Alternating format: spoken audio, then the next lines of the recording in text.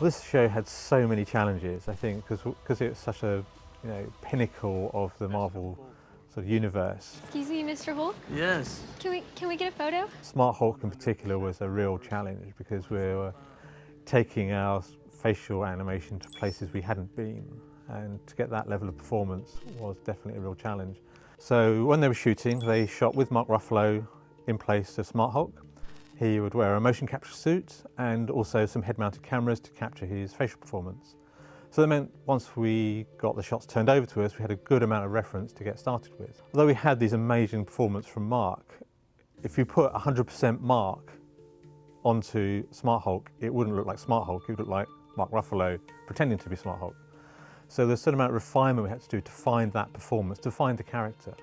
We used some machine learning techniques to enable us to capture his performance very quickly off of that footage to put it onto an initial model. We're trying to get that really finessed human performance, which is probably one of the hardest things to do in CG. And something else we took from our machine learning information was some of the really small micro movements.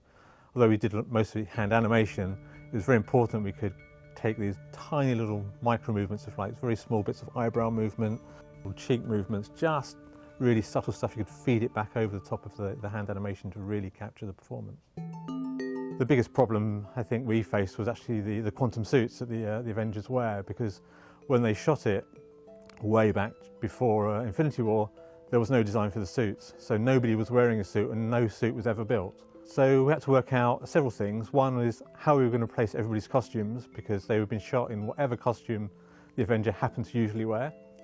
In some cases that created quite a few problems. Some of the costumes that they were wearing had very high collars, so the newer suits that they were wearing wouldn't be covering all of that costume, so there'd be bits of their necks would be visible, which we'd have to recreate either in CG or painting it back. And in some shots, the establishing shot when they first walk into the hangar all together is actually shot with stand-ins. Later down the line, it's like, yeah, we need to replace everything. So we ended up replacing their heads as well. Sometimes using a digi-double, sometimes using pieces of plate from other shots. We could find a nice side view, we could stick that in because it was quite wide. But the other thing to bear in mind is that in these shots, because we had to integrate the lighting on the suits into the plate as well. So we built a full CG hangar, which we needed anyway, because if we look at the plates, what we could actually use, there was a green screen behind them for where the windows are. And even though the green screen was outside the windows, we had to replace all the windows, simply because we needed the reflections of what we were putting into the building anyway.